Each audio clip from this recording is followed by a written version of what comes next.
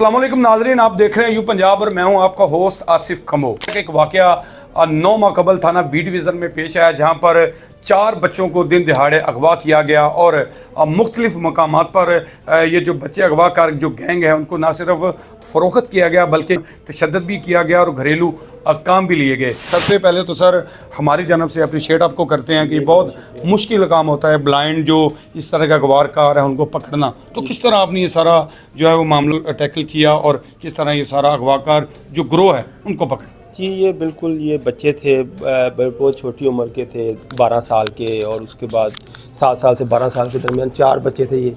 इन चारों बच्चों का जब हमें पता चला कि इन बच्चों को अगवा कर लिया गया है तो इनकी वालदा जो हमारे पास आई फरजाना, ये ख़ुद भी एक टीचर हैं और बड़ी पढ़ी लिखी और सेंसिबल ख़ातून है। इन्होंने फिर वो सारी जब स्टोरी बताई तो वो हमने इसके ऊपर कार्रवाई करते हुए इनका मुकदमा दर्ज किया, उसके बाद तलाश शुरू की। उसके बाद ये हुआ कि ये कुछ मामला डिले हो गया, मतलब डिले इस तरह हो गया कि जो अगवाकार थे वो ब्लाइंड थे, उनका कोई पता नहीं चल रहा था। फिर क्योंकि उसमें फिर जो ऑफिसर्स थे वो मुख्तलिफ चेंज भी होते रहे। फिर जो इसका हाई कोर्ट ने नोटिस भी ले लिया। जब हाई कोर्ट ने नोटिस लिया उन्होंने कहा कि जी ये इनको हमें 2 हफ्ते का उन्होंने टाइम दिया। उसके बाद जो हमारे DPO थे बिलाल ज़फ़र शेख साहब, उन्होंने इसके ऊपर फौरी तौर पर एक ASP साहब सिटी जो हमारे शाहज़ेब मुश्ताक हैं उनकी सरबराही में एक टीम तश्कील दी और उन्होंने कहा। इसके बाद हमारी टीम ने जो इनका 1 साल पुराना कॉल डाटा था वो लिया, उसके बाद जियो फेंसिंग करवाई गई। जियो फेंसिंग में जो सस्पेक्ट थे उसको चेक किया गया। फिर उसके बाद जो ह्यूमन इंटेलिजेंस पे हमने जो सस्पेक्ट पकड़े उनको इंटेरोगेट किया गया। उससे फिर हमें पता चला कि जो बच्चे हैं ये मुख्तलिफ शहरों से होते हुए ये बालाकोट भी रहे, ये पेशावर भी रहे और अब इनकी जो करंट लोकेशन है ये कराची की आ रही है। जिसके ऊपर CIA ने भी काम किया और मुख्तलिफ लोगों ने काम किया लेकिन उसमें कामयाबी ना हो सकी। रिसेंट जो अभी हमने इसकी टीम तश्कील दी, इस टीम ने फिर एक क्ल्यू लिया। उस क्ल्यू को ले के हम उस लीड को ले के जब चले तो वो लीड जो थी वो चली गई कराची। और कराची आपको पता है बहुत बड़ा शहर है और वहाँ पर आबादी उसकी बेतहाशा है। वो हमारे लिए बहुत मसला था। टीम गई कराची, वहाँ पे हमें स्टे करना पड़ा।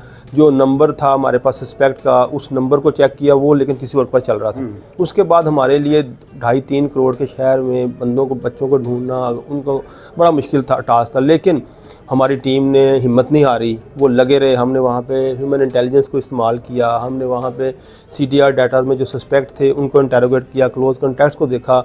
तो फिर मुख्तलिफ जो कराची के शहर थे उसमें हम क्लिफ्टन वाली साइड पे बड़ा रहे। फिर आखिरकार हमने लियारी एक जगह है वहाँ से इन बच्चों को एक क्वार्टर से बाजियाब करवाया।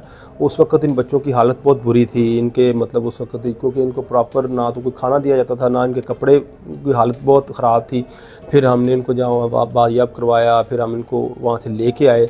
तो जब लेके आए हैं तो फिर इनकी वालदा को मिले और हमारे लिए सबसे बड़ी सेटिस्फेक्शन ये थी कि जो एक माँ है उसको उसके बच्चे मिल गए। कि ये हमारी जो मेहनत थी, कोशिश थी, वो रंग ले आई और एक माँ को उसके बच्चे वापस मिल गए। जब माँ से इनकी बात हुई है मेरी, तो उनका ये कहना है कि जो अगवाकार थे वो इनको मुख्तलिफ नंबर से कॉल करके इनसे पैसे मांगते थे कि फला इतने लाख दो तो आपके बच्चे हैं वरना मार देंगे। जब उनको इस तरह की कॉल्स आती थी तो उनके लिए और परेशानी बन जाती थी। तो हमारे लिए भी ये एक बड़ा चैलेंज था। उसके लिए सबसे हमारी जो फॉरमोस्ट प्रायोरिटी थी वो यही थी कि बच्चे सेफ़ एंड साउंड वापस मिल जाएं और अपनी माँ के हवाले हो जाएं। तो इसमें सारी टीम जो हमारी थी, अवैध सब इंस्पेक्टर थे, मुस्तफ़ीन सब इंस्पेक्टर थे, सईद कांस्टेबल, ये हमारे नदीम और इन लोगों ने मिल के बड़ी मेहनत की। सारी टीम ने दिन रात लगाया और उसके बाद हम इस जगह पे हैं कि अब हम सुरखरू हुए और बच्चे उनकी वालदा के हवाले। अगवाकार जो पकड़ा गया है जी उसने क्या इंकशाफात की? जी, उसको इंटेरोगेट कर रहे हैं अगवाकार को, उसके जो गैंग के मतलब उसने जो इन्फॉर्मेशन दी है उस पर मज़ीद हम काम कर रहे हैं। उसके मज़ीद इंकशाफात की तवक्को है कि इससे हमें मज़ीद लीड मिलेगी और इस अगर मज़ीद भी कोई इस तरह के इसने इंसिडेंट किए हुए तो वो भी हम सामने लेके आएंगे। मेरी सब वालदैन को ये इल्तमास है कि अपने बच्चों का, कोई बच्चे मासूम है, ये अपनी हिफाजत नहीं कर सकते। इनको स्कूल भेजते वक्त, इनको बाज़ार भेजते वक्त किसी पे भी आपने ट्रस्ट नहीं करना। इवन के जो करीबी रिश्तेदार होते हैं उन पे भी ट्रस्ट नहीं करना। इन बच्चों के मामले में भी बहुत से करीबी रिश्तेदारों का भी किरदार सामने आया कि जो कि इनका अच्छा नहीं था। तो इसलिए हमेशा वालिदैन को चाहिए कि अपने बच्चों के मामले में किसी करीबी से करीबी रिश्तेदार पे भी ट्रस्ट नहीं करना। बेटा क्या हुआ जब आपको लेकर गए? सबसे पहले आपको किन किन शहरों में लेकर गए थे? हम सबसे पहले हम शेखुपुर आए, फिर हम लाहौर के गए। वहाँ पे आते ही नहीं थे, भूखे रखते थे। उसके बाद फिर हम कराची रखते थे उधर आपको? फिर वहाँ पे हमारा DN कराची में हुआ था। वहाँ पे हमको रखते थे। 2-3 दिन बाद आते थे, 2-3 बाद आते थे वो मिलने। वो बाकी साहब पता नहीं काम में जाते थे। तो फिर चारों बहन भाई किस तरह एक कमरे में रहते थे? एक कमरे में ही रहते थे। यहाँ वहाँ पे बोर होते थे, वहाँ पे सो जाते थे। खाना जो पकता था वही खा लेते थे, फिर जब नहीं पकता था बस सही, फिर वहीं भी सो जाते थे। कभी नहीं भी देते थे? नहीं भी देते थे खाना? नहीं। अच्छा, वो मारता भी था कोई आपको? हाँ जी, मारते थे।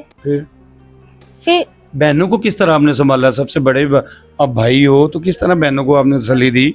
छोटे भाई को किस तरह तसल्ली दी? मामा याद आती थी? हाँ जी, आती थी। मैंने अपने छोटे भाइयों को कहा हम मम्मा के पास चले जाएंगे, तुम रोना नहीं, बस सही है, मम्मा के पास चले जाएंगे, एक दिन जाएंगे। कहाँ लेकर गए आपको? कराची और बालाकोट वगैरह लेके गए थे। बुका भी रखते थे आपको? हाँ जी। बेटा आपको बुका रखते थे? हाँ जी। अभी तो मामा के पास दूध पी लेते हो, तो वहाँ दूध मिलता था पीने के लिए? और बेटा आपको? जो मासूम बच्चे हैं जी, जाहिर है छोटे छोटे बच्चे हैं, जो इनके साथ गुजरी है वो तो अल्लाह ही जानता है।